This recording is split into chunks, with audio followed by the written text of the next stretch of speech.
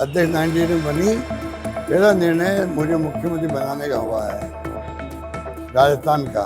मुझे खुशी है कि वो जो उनकी भावना थी उसके अनुसार मैंने 3 बार मुख्यमंत्री रहा हूँ और सोनिया जी ने, राहुल जी ने मुझे अवसर दिया।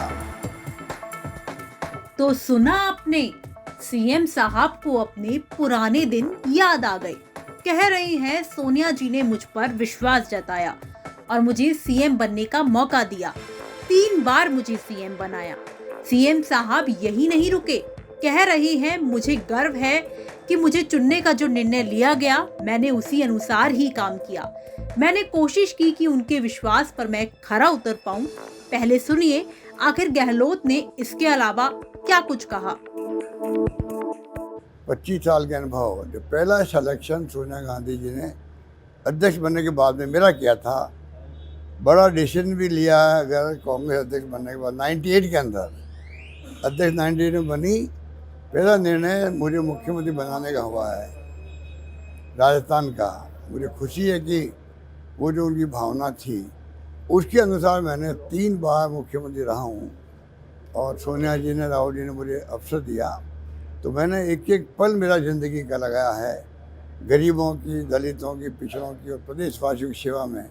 जो सोनिया गांधी जी की, राहुल गांधी के जो दिल के अंदर है गरीबों की सेवा के प्रति, जो कमिटमेंट है, जो सोशल सिक्योरिटी के प्रति, उसी के अनुसार मैंने काम किया है। ये मैं दावे के साथ कह सकता हूँ।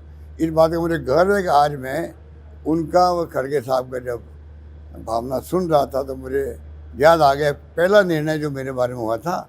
मैंने कोशिश की कि मैं उसमें उनके विश्वास पे खरा उतरूं। सीएम साहब ये कहते हुए शायद 25 सितंबर का वो दिन भूल गए जिस दिन कांग्रेस आलाकमान की उनके गुट के विधायकों ने भारी बेइज्जती कर डाली।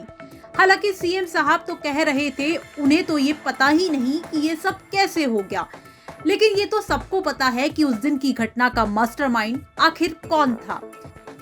अब सीएम साहब ने एक बार फिर आलाकमान को मक्खन लगाने की कोशिश की है।